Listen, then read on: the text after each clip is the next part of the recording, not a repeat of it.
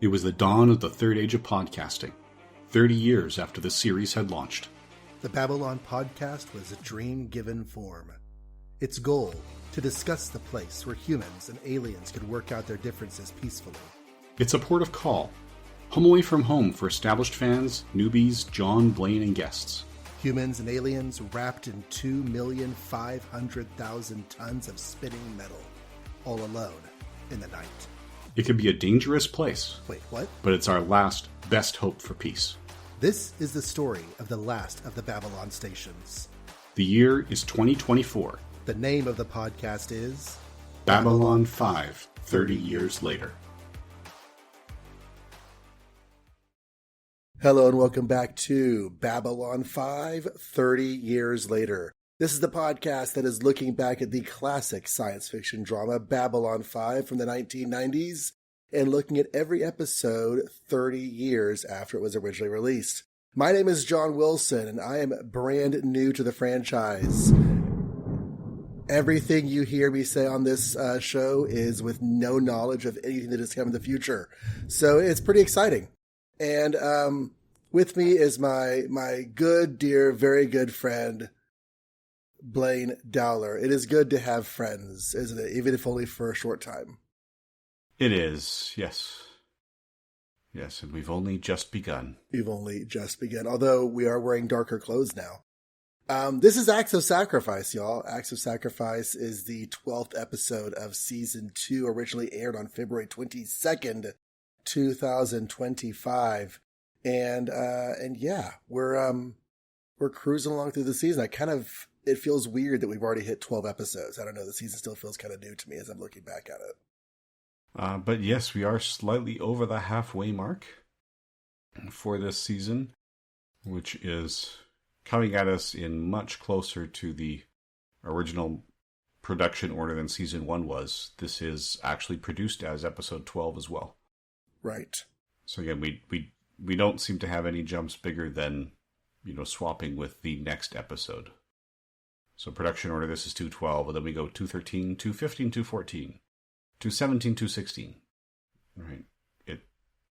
Sometimes it's this week and next week gets swapped, but otherwise we're pretty consistent going through.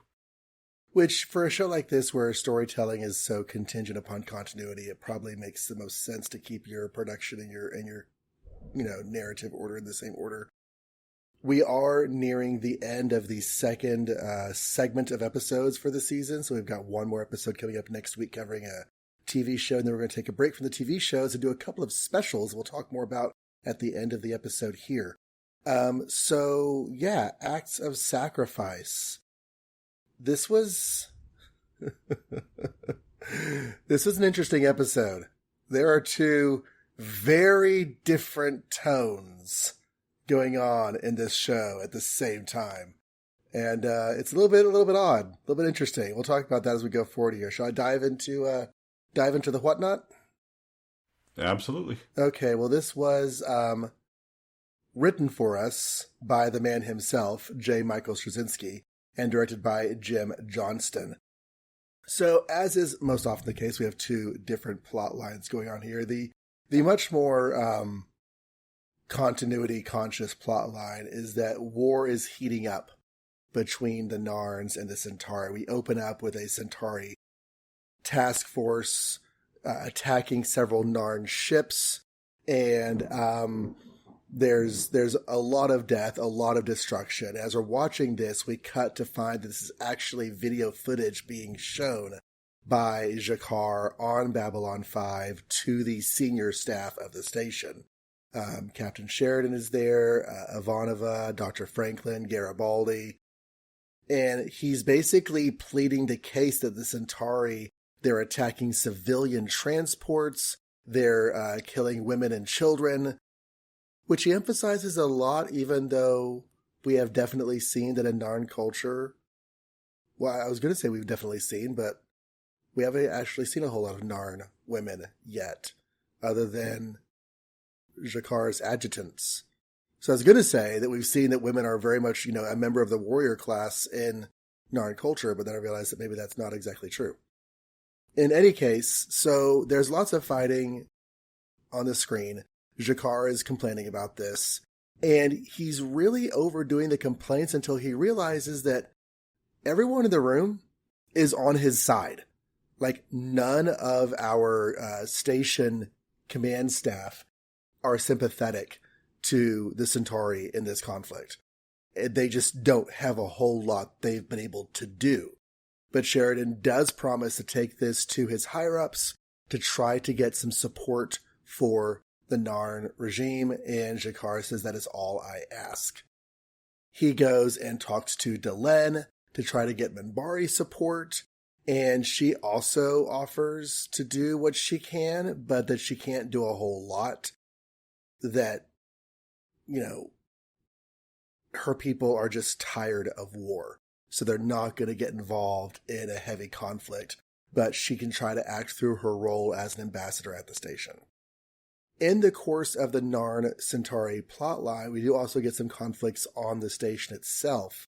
There is a group of Centauri at the Zocalo, at the bar that Garibaldi frequents and that Londo tends to go to, and they're basically really being jerks, loudmouth, drunken, insulting jerks toward some of the Narn people who are just sitting there having a drink, minding their own business.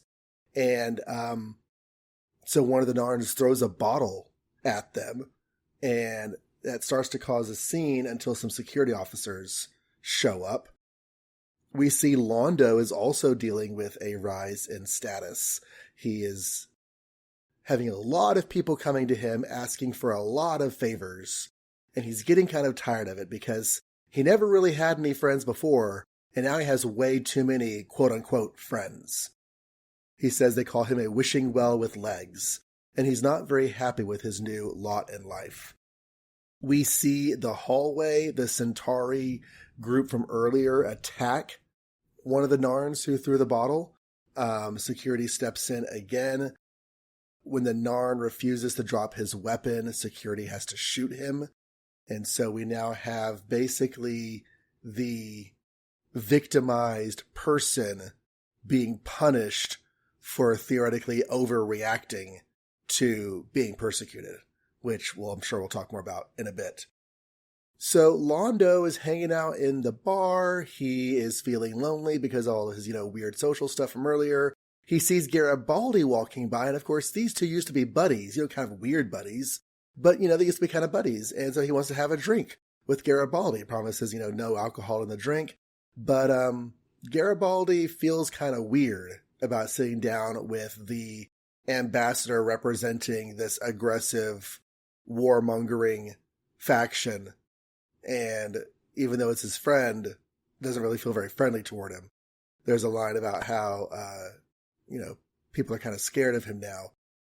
Londo does, to what him seems like an ingratiating measure, he does give back to Garibaldi a pouch full of money. Garibaldi is very much taken aback by this because he's head of security, and if you hand an officer money, there's usually only one reason. But Londo's like, no, it's not a bribe.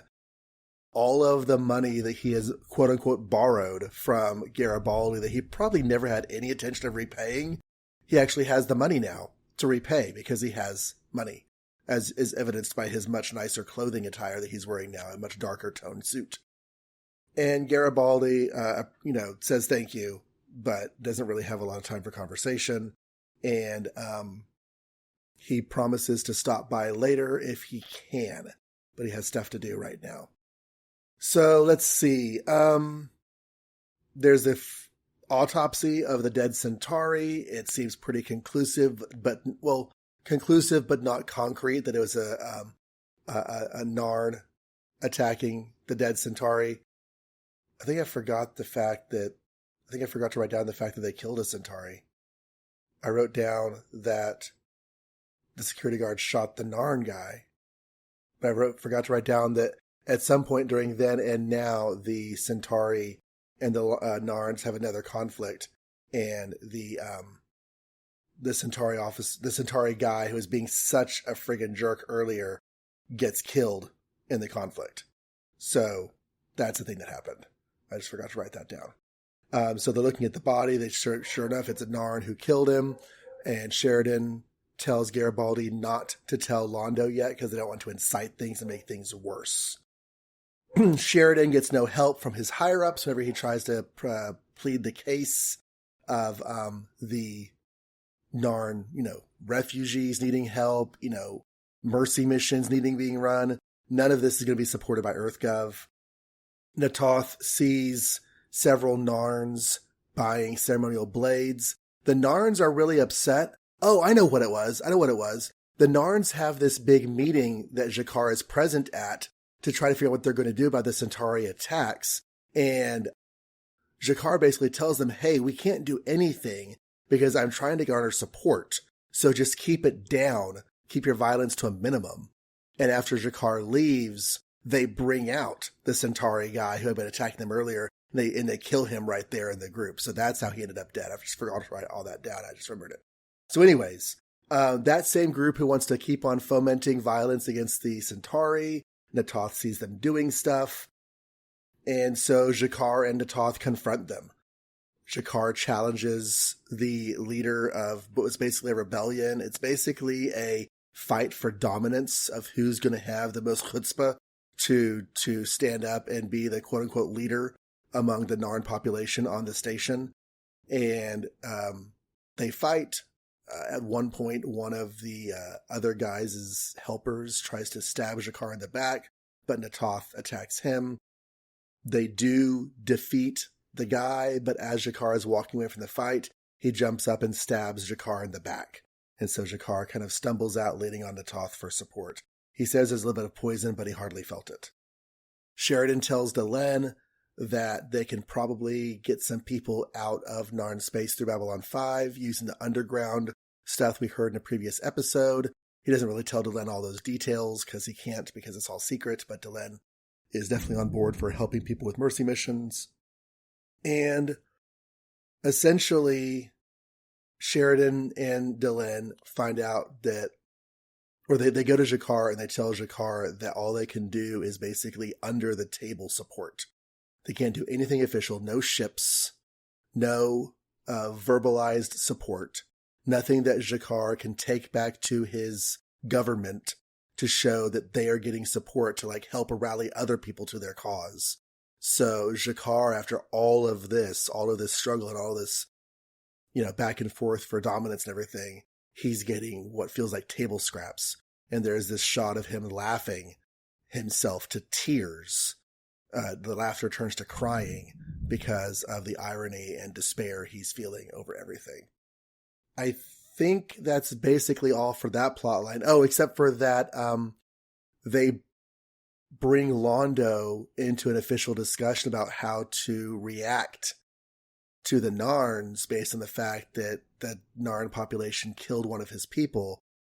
And since one of the themes of all of this episode is that we really don't know what Londo is going to do at this point because of the way his people are acting, we don't really know how this is going to go. But Londo is very Londo about it all. He's like, yeah, I know that guy.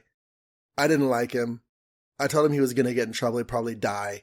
And look, he's dead now. So how about whoever attacked him, that one person is going to get deported off the station. All of his belongings are going to get sold at auction, and the donations the proceeds are going to get donated to the Centauri war effort. And that's all I need. That irony is enough. And everyone else is like, oh, okay, that seems admirably fair. So, yes, Garibaldi does end up meeting Londo for a drink, and their tentative, maybe short-lived friendship lasts another day. So that's the A plot line. The B plot line, much briefer. At the beginning of the episode, Sheridan tells Ivanova that she's been working on her diplomacy and now's her chance to use it. They're getting some representatives from the Lumati, I think they're called, and she needs to make sure that they can join the League of Non-Aligned Worlds, and she needs to do whatever it takes to make that happen. So the two representatives are Corelli Mirzon and his assistant or servant or translator, Talk. The way this works, Corelli Mirzon and Talk have a telepathic link, and Talk translates for him. because they can't risk Corelli Marzahn losing face by talking to an inferior species. So that's the tone of this interaction, is that humans are potentially inferior, and Corelli Marzahn is not going to risk interacting with them directly. So talk does all the talking. I just not put that together. And they go around the station, they look at sickbay, they make fun of the fact that Franklin is trying to save people whenever obviously evolution determined that this guy should die. So, why are you trying to save people who, it doesn't help evolution? Franklin's like, it's not my job to help evolution, it's my job to help people. And they mock him for his backward beliefs. This tone continues until they go down below and they see all of the marginalized peoples down there, all of the disenfranchised. And a situation that has kind of just developed as a product of the corporate and economic dynamics on the station, the Lamati see as sanctioned, endorsed, and enforced by the station. And they think this is a great idea to put all of their lesser people segregated from everyone else down below. We're going to try this out on our own places. And this is what this misunderstanding of human dynamics is what gets Corelli Marzahn to talk to Ivanova as, if not an equal, at least somebody who's not of an inferior species. They see a few more things, and Corelli Marzahn agrees to join the League of Non-Aligned Worlds, and this agreement must be formalized in the traditional manner through sex.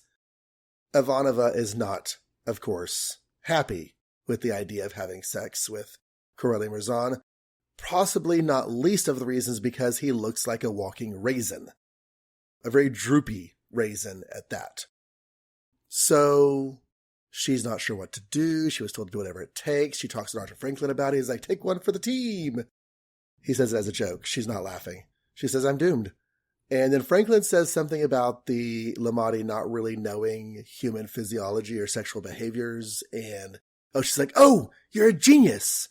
So she goes to the Lamati and tells Corelli Marzahn that she's ready to have sex with him. She's all dolled up. She's wearing, whatever it is, something, not exactly a nightie, but a night dress.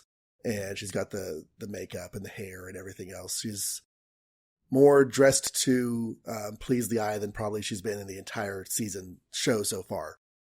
And she says, I'm ready to have sex with you the Lamati way, but only because you probably can't handle it the human way, feeding into his inferior species rhetoric. He's like, of course, we can do sex any way you want to. You want to do it the human way? We'll do it the human way. She's like, oh, yes, great. So he's all ready to go, and she proceeds to sing and dance around him through some very nonsensical lyrics, including 1 bag, 2 bag, 3 bags full.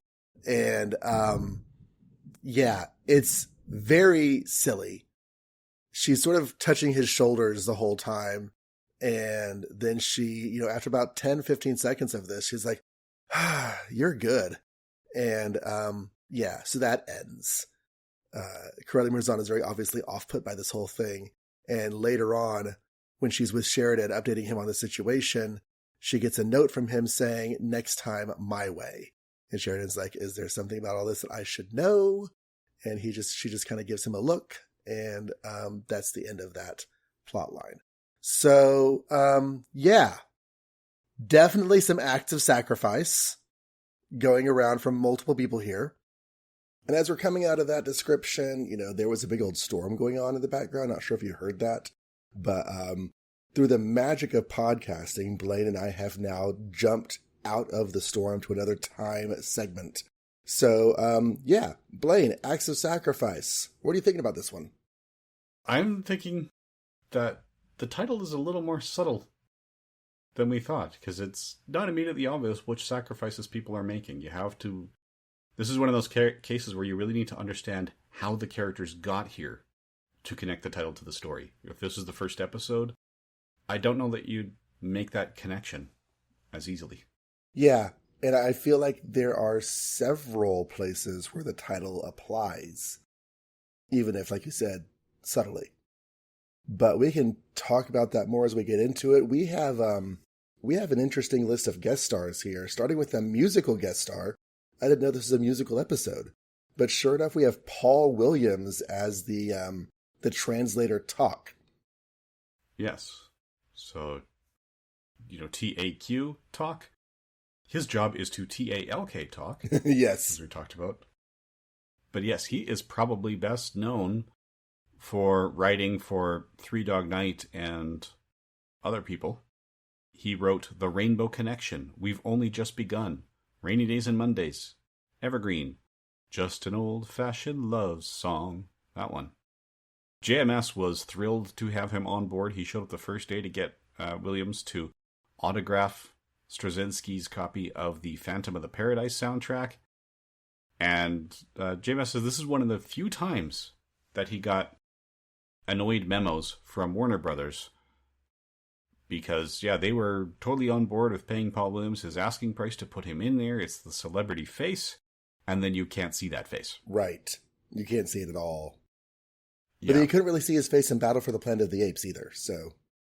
This is true, but yes, that's one of the few notes.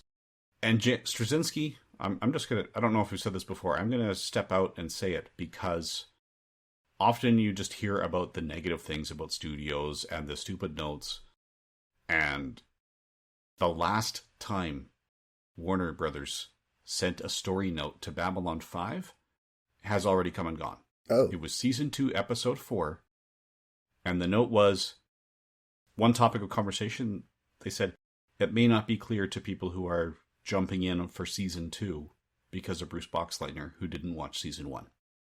Gotcha. So they just clarified some dialogue for the new viewers. And that was the last note that they had. After the studio just let the show fly? Yeah, at that point, figured they built trust, they built an audience, they did what they wanted it to do. It was one of the few shows that was profitable on the P10 network. More on that in a couple seasons' time. But after that, he's had a very free hand. Not quite as free as with his animation work. He said, generally speaking, animation, as long as you're within standards and practices and you're incorporating the toys you have to sell, you can pretty much do what you want. When you were listing Paul's music credits, did you list his most famous music? The Love Boat. No, I didn't mention that, yes. But no, he did the lyrics for the Love Boat theme song. Yes. So, next on the list of guest stars, we have Christopher Darga. He's listed as Narn number 1. And I'm trying to figure out which Narn was Narn number 1. I think that would be the Narn captain we saw in the footage. The one that ordered his ship to go between the escaping transport. Okay. That makes sense. The Centauri. It's probably the number 1 is probably the first one to speak to. If they just numbered characters, that's the way they do it. So we have seen him in several minor roles. He's in Dude, Where's My Car as an interrogation cop. He's in Bruce Almighty as Vol Kowalski. Hudsucker Proxy, Most Extreme Elimination Challenge. I'm looking through to see if there's anything on his that I've seen. Star Trek Enterprise and Star Trek Voyager. And see, those don't help me because I've seen most of those episodes only once, and I rarely remember any of them by name. So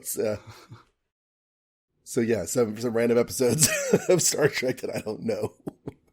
Okay, how about Star Trek Deep Space Nine, Season 4, Episode 1, The Way of the Warrior? I do know that one. Is he a Klingon? Because there are lots of Klingons in that one. He's K-Bok, so I'm guessing yes. Yeah, K-name, probably a Klingon. Yeah. But it ends in Bok, so it could also be Vulcan. True. But I'm pretty sure that was a Klingon-heavy episode when you're introducing Worf. And then Glenn Morshower as... I don't think we get his name on screen. It's either Frank, Frankie, or Franca. But he is a very recognizable face. After this, he went on to do a lot of military roles. He was famously in several of the Transformers films as the same... Let's see. General Morshower is how he's credited in Revenge of the Fallen. Yeah, so he goes by his given name. Yeah. General Morshower. He was a sergeant in the first Transformers. Very stoic-faced, redheaded gentleman. He was General Sam Lane in the Supergirl TV show. He was General Jacobs in Agents of S.H.I.E.L.D. So lots of, like I said, and I heard an interview with him once, and he's like, I never went to the military. I never intended to be this kind of a character, but it seems that I play them very well. He was Colonel Hendry in X-Men First Class. Mm-hmm. So yes, we just see him as a lot of military people over the years. Yeah, he's joked that he's never served in the military, but he's held every rank they have. Yes. I mean, he's General Shepard in Call of Duty Modern Warfare 2. Of course. I have never I've never held a controller with a Call of Duty game. Yeah, nor have I. I'm much more of a JRPG kind of guy, or puzzles. Our next guest star, who we unfortunately lost in 2012, was also unrecognizable under his makeup. You'd be like 10 minutes toward the end when he speaks. That's when I went, oh, him. That would be Ian Abercrombie. So he might be, his most recognizable role might be from Seinfeld. So he had a recurring role as Elaine's boss. I think it was Mr. Pitt. I'm just loading the rest of the page to get the exact name now. Yes, Justin Pitt. Okay. Was his role in Seinfeld. Comic fans might know him as Alfred Pennyworth from the Birds of Prey series. He voiced Palpatine in the Clone Wars film that introduced the series, the theatrical release. Yes, and a few of the video games by the looks of it as well. Yeah, I was looking to see if he also did the series. He did the film. Yeah, not the series, just the film and some video games. You're right. I am seeing him on the series. It's up at the top because they've brought it back for new seasons, and he was in that too. Out of order. Okay, so yeah, 29 episodes of the Clone Wars, because he's not in the Clone Wars. That character is not in the Clone Wars very much. No, he's also the voice of Ganthet in Green Lantern, the animated series, which was far better than its reputation would indicate. Green Lantern, the animated series, is one of those that just really shouldn't have been canceled when it was. Yeah, it was pulled actually because the big plan was a certain amount of marketing and toy sales, and the company that had the license to do the Green Lantern animated series toys also had the Green Lantern movie toys for the Ryan Reynolds movie, and those did not sell, so they discontinued their plan to sell the animated series toys at all. And without the cross-marketing, Warner Brothers couldn't satisfy its shareholders, so that's why they killed the animated series, even though looking purely at the TV series, the production cost versus ad dollars and ratings, that series was successful. It's just, well, one of those cases where we keep this going, we'll make 1 million in a certain amount of time, and if we switch to this other show instead, we'll make 3 million. That was that kind of thing. They just thought something else would be more profitable, which is unfortunate because, boy, that was good. It was really good. We will see him come back in Twin Peaks for one episode. And listed as a guest star, but he has recurred a few times, is Jeff Conaway as Zach Allen.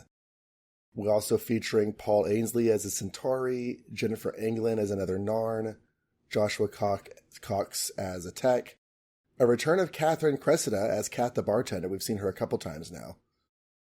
Sandy Grin as an Narn captain, and David Sage as a Centauri merchant. Okay, so I feel like we should talk about characters in this. Let's get the I don't know, easiest one or solitary one out of the way first. Ivanova had a journey in this. Yes. One that Claudia Christian enjoyed. She was rehearsing one scene in particular randomly for about 2 weeks with people who passed her by. She would just stop and do it. Wow. She had a lot of fun doing what is now known as the Ivanova dance. The Ivanova dance? In my head, it's called the sex dance. Yeah, and actually, before we get too far, for the last of the credits to point out, this is Jim Johnston's second last Babylon 5 as director. He Oh, will return for one more episode in season 3. okay. So this is 11 of his 12. He's been very frequently recurring name. Yeah, I wasn't sure what to think about her her storyline. I'm glad that Claudia Christian had fun with it. I don't think that the Ivanova dance scene had the overall effect that it could have done. I liked the idea they were going for. I'm just not sure the actual dance hit me the way I think the scene was supposed to, because it came off more goofy than amusing, you know? Yeah, I mean, it was intended to be funny. Honestly, the issue I have with it is that this was there. It was actually a tradition in parts of medieval Europe and in Egypt to use sex to seal a deal. This JMS has clarified that, yeah, that would have been the request even if it was Sheridan that he was dealing with. Right? So the sex to seal the deal, traditionally, even in human history, is not necessarily heterosexual sex. The issue I have is that I don't see how an alien, even knowing that she's alien, unless there's a lot more diversity in alien races in the galaxy than I anticipate, I don't know why he would believe that what she did would satisfy that biological function. Right? I just don't see how that can be convincing. There definitely was no exchange of fluids. Yeah. Which is generally the main purpose of sex. Biologically speaking, the main purpose of sex. Obviously, there's a lot of other purposes of sex. Yeah, I mean, the lyrics are there. Oh, hey, come here often? Sure, yes. What do you want to do it? Okay. Oh, and you go speak. Like, it's... The lyrics actually match a typical one-night stand. Mm-hmm. If you go through and play them out, it's just... I don't... You know what? She rubbed his hand a couple times and went around him with her finger on the top of his head. I don't know how convincing that would have been. I think the doctor's plan to just make her sick might have worked better. Yeah, definitely not the doctor's plan to put a bag over his head and take one for the team. Yeah. That was a joke, and as a joke it worked fine, but not a serious suggestion. No. So, but I like the fact that she is given, she's a first officer on the station. So she should be increasing her executive level roles as part of her career. So being given a diplomatic assignment like that is definitely something that's appropriate for her character. And I liked that she was growing in that. And that, of course, became comedic at the end. Yeah, it's a beautiful setup for her. And, obviously that's her sacrifice. Mm-hmm. Yeah. Well, a couple ways, right? Sacrifice and dealing with these two arrogant blowhards. And then the sex thing at the end. I forgot to mention, we were talking about actors, that when I was trying to figure out who was under the makeup, I thought that Paul Williams might be a younger Toby Jones. But of course, that was not the case. For those who don't know, he is the actor who played Arnim Zola in Captain America, the First Avenger, and of course, he's done a lot of other things, but that's one immediately recognizable role from him. Yeah, he was a very memorable adversary in Doctor Who as well, during the Matt Smith era. At least I found him memorable. John's pause makes me wonder if he does. I don't remember, but again, that's a series of episodes I've only seen once, and I keep meaning to go back and rewatch it, and I have not done, so I'll get back to you on that. Yeah, it was the one that the Matt Smith Doctor, when he was up against the person he hates the most. If that tips you off a little bit. Okay. But yeah, he's there, so I'll say no more, because it'll be a good one for you to rediscover. All right.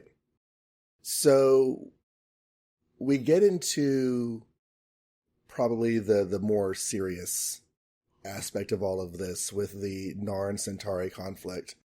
And I don't want to talk about Malari first. So I guess let's talk about Jakar first, because he is playing several different aspects of his role, and they're kind of competing as far as motivations or what might be driving that aspect of his role as ambassador here. And he comes out at the end as just being like, I read it as despairingly frustrated over just how futile the entire endeavor of the episode was. Yeah, he had that moment in the hallway where the tears and laughter are both coming, and some of the fans online are asking, what was that? And JMS is saying he was effectively having a nervous breakdown. Mm-hmm. Right? Because he got some help, not the help he wanted, but it's the kind of thing where, when they're saying we thought you'd be appreciated, and he is, it's the kind of thing where he'd be extremely thankful to Sheridan and Delenn, knowing that they are fighting for him and doing everything they can, but also frustrated with their governments, while at the same time understanding that, yes, this is the bed the Narns have made, and he contributed to that with his comments to the Centauri. Mm-hmm. Right? It's, when he's saying, when the Narn was killed by Zach Allen, because, he would not put down his weapon, I'll say it now, this was almost my high point of the episode, was when Sheridan says, and we can go back and forth about who did what, and we'll go back 100 years before we're done. It's got to just stop. Right.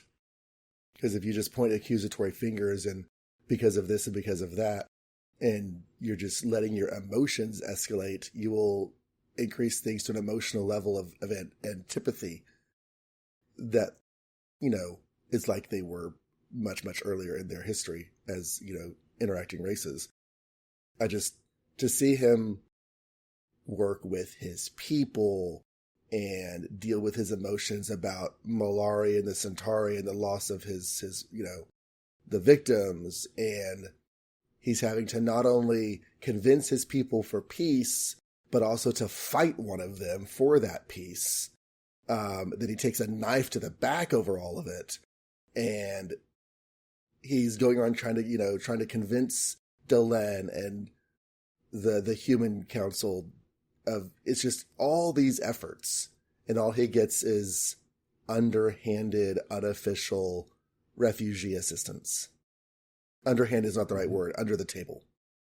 Yes. Yeah, it's very quiet. It's not nearly on the scale he'd be going for. It'd be like the woman in the news article I've seen scanned and shared lately from the 80s. She worked at a car dealership. She was told whoever wins the sales contest gets a Toyota. And so she worked hard and worked her butt off, hit the sales targets, and then her boss took them all out into the parking lot where there was a Star Wars action figure. A toy Yoda. Yes. Yep. So she successfully sued and they got her a car. Mm-hmm. I remember reading about that. Yeah. But I think that's like Jakar, except he's got no one to sue because, as they said, a big part of what happened to him is because of the Narn actions. Like Delenn points out, she says, so, if we get you to a position where you're nice and strong and you go on the offensive, are we going to be helping the Centauri do the same thing in the near future? Right. Again, it's when does this end? And, Delenn points out the Minbari have taken a no-war stance. They cannot engage in conflicts. They cannot take a side in a conflict. But yeah, so that's a lot of rough times for Jakar. And the man that a lot of the characters are starting to love to hate, but is still being presented to us, the audience, sympathetically, is, of course, Londo Mollari. Yeah, he has made some horrible choices, and he's starting to understand how horrible they are.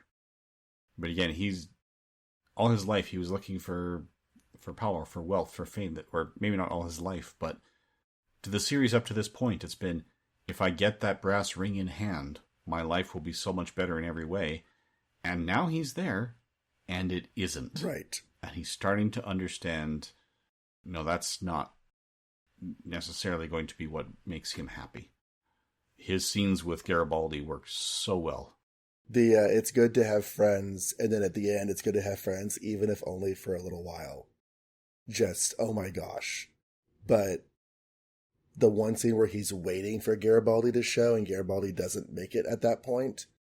And it's couched with other scenes where Garibaldi is thinking about Londo, because right around that time is where he's going to go tell Londo about the death of the Centauri being caused by a Narn, but he can't actually make it out there just to hang out with them. And so Londo is stuck in a bar waiting for his friend to show up, and his friend doesn't show up.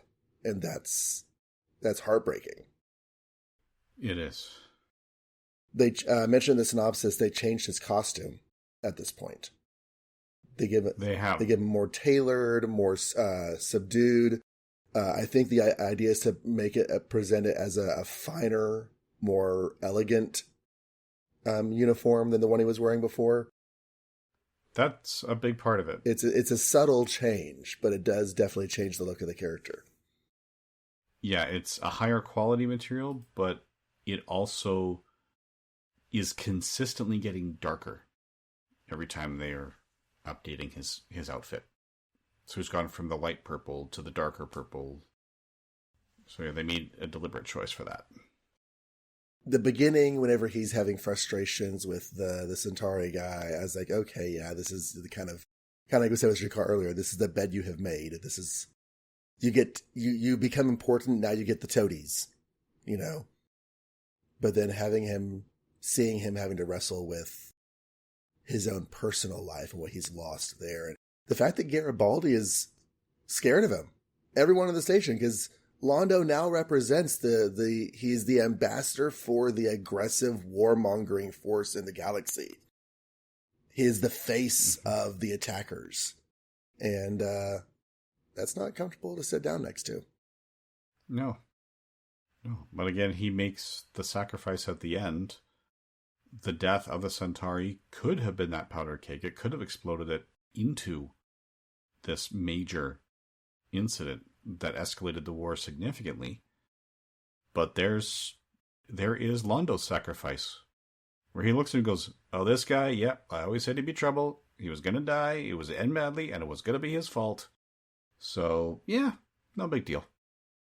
I'm sure he's at fault. We'll just, do this little pittance just, for appearances, and then it's forgotten. I wonder how much that was the kind of thing that Londo would have done anyway versus a deliberate effort on his part to bridge a gap with the others. Yeah, it's definitely not clear, and I like the fact that it's not clear. Mm-hmm. And you're wondering, is his motivation really that selfless, or is he just trying to win back his friends? And I'm kind of okay either way. Yeah. It keeps him in that gray area right now. Because as I said, he's gone from, highly sympathetic to, oh my God, he's, is he gunning for the next Genghis Khan kind of thing? Mm-hmm.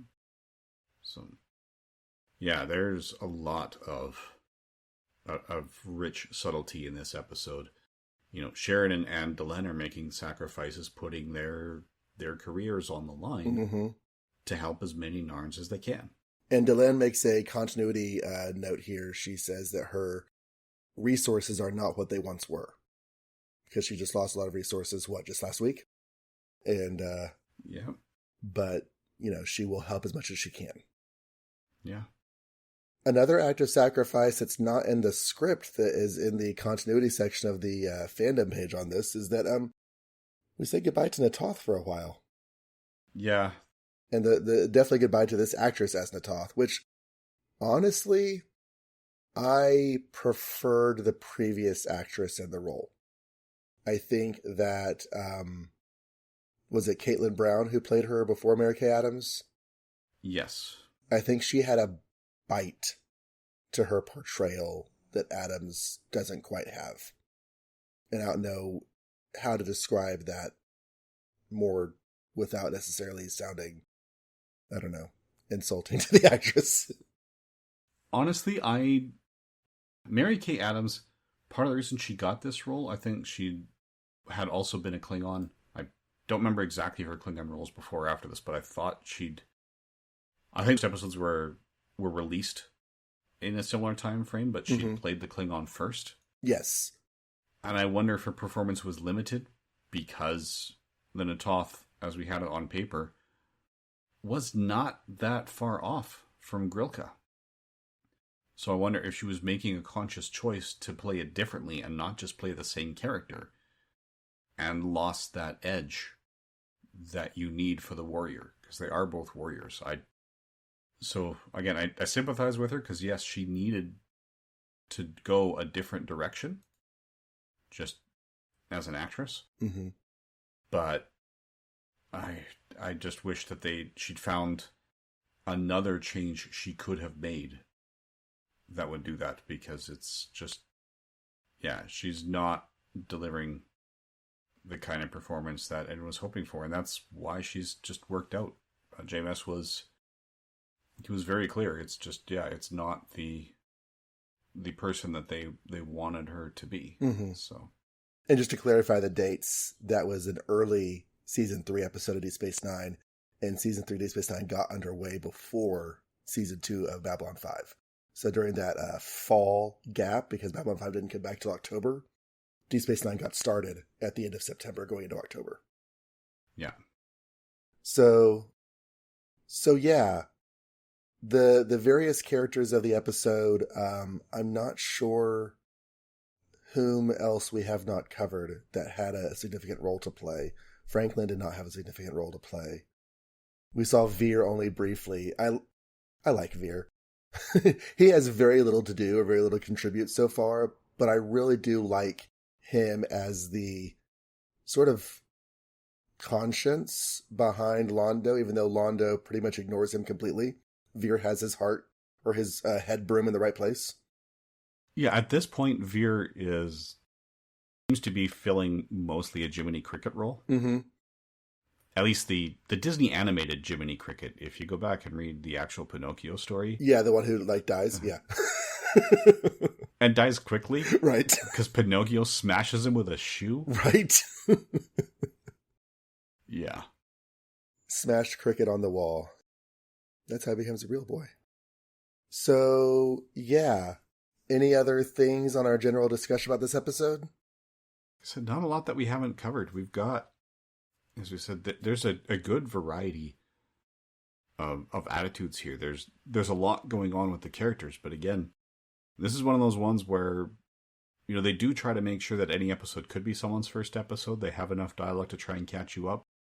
But this is one that would just, the resonance is so much greater if you know where they're coming from, because this was written and planned with subtlety and nuance. So, yeah.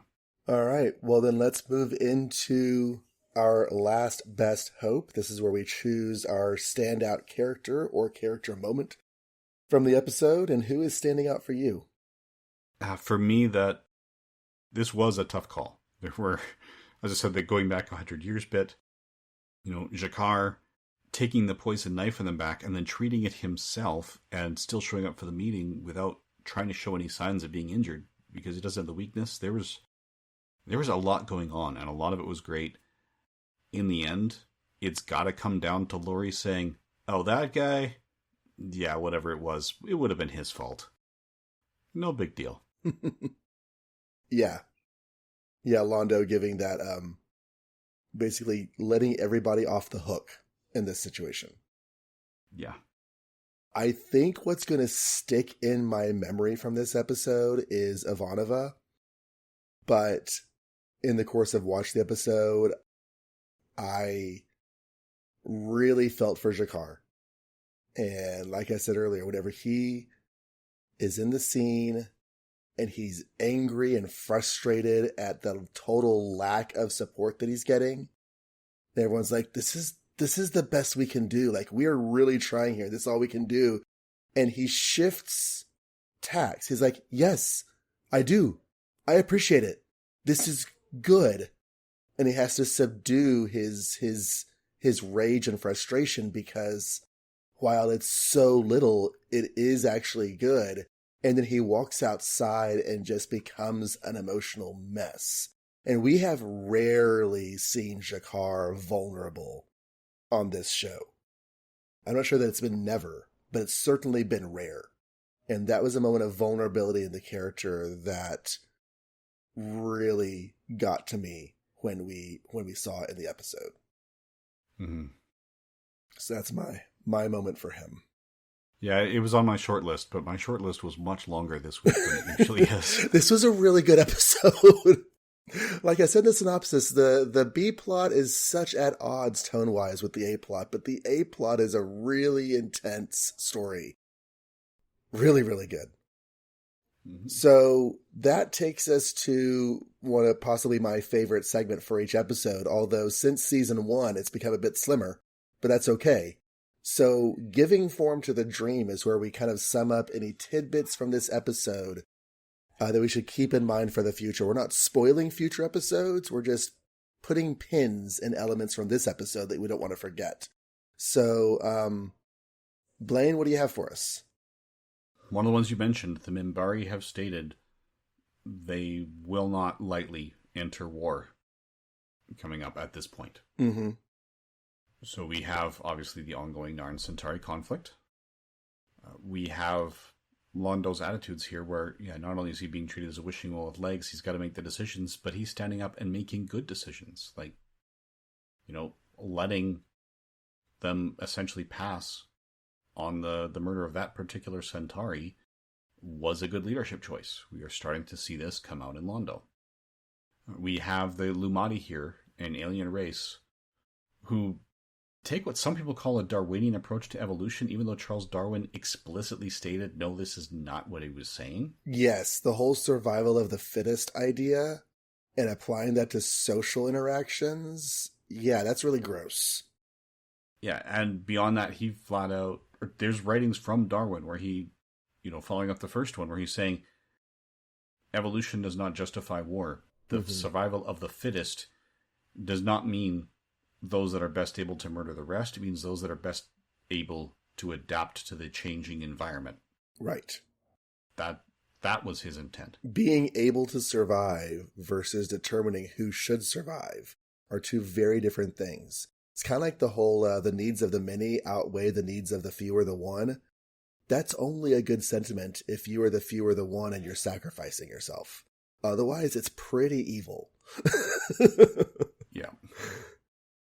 But keep in mind, in the time when that was written, the few would be like the 1% kind of thing. But Spock's not a 1%er. No, but when they were trying to come up with it, that's kind of what they're saying. Yeah, he was sacrificing himself, but if it's not self-sacrifice, there's people who would argue that but anyway. Exactly, yeah, exactly. The 1% are saying, we're the few. But. Right. Saying that the few are more important than the many is not a good sentiment unless you are... I'm sorry, yeah, exactly. So... To me, the division is if you're in the few because of an accident at birth versus in the few because of conscious choices made, especially those that harm others. But, yeah. So, back on track, yes, there are species out there who will form or reject alliances based on your view of evolution in this. And there's an irony to the fact that it was a complete misunderstanding of human social class dynamics that led Corelli Marzon to actually start speaking to Ivanova. That's an irony that does not speak well at all of their people. Yeah. Yeah, because Ivanova was trying to say, she's basically trying to say, we still haven't solved the homelessness problem. Sorry. And he's going, this is wonderful. This is we're going to do this. Mm-hmm. So. All right. Well, that takes us to Comlink, which is how to get in touch with us, because we do like your feedback. We do have feedback dedicated episodes. In fact, we have another one coming up very soon because the show is about to go into another break after next week. Hunter Prey is the last episode of this segment of the season before the show goes off the air for almost 2 months. So feedback is a good thing. Oh, you know what, though? I'm lying. We are going to have a recording break. I'm sorry, a broadcast break, but we have special plans for that broadcast break. Our feedback segment is a little bit delayed, but that's okay. You should definitely write in your things. Yeah, the next one is feedback up to 2.18. So you should definitely write things in. And Blaine, how can they talk to us? One way is to send email to babylon530yearslater@gmail.com. Do we use numerals? Do we use words? Yes, we use both in any combination. Feel free, as long as you're using the actual numbers 5 and 30, it'll work. And you can also leave comments at the websites where these episodes are posted. The first of which is my podcast website, johnreadscomics.com. And there is no H in post. And you can just go to the episode posting there and leave a comment, and we will read it on the air. Yes, and that is the one place that John reads first. So again, stressing, please don't spoil past episodes that we are airing, because it's the first time through for John. Bureau42.com, at the very least, put a spoiler warning. That's the one I check, where all of my podcasts can be found. Other listeners may be going through it for the first time. So that's why we're saying at least do a spoiler warning.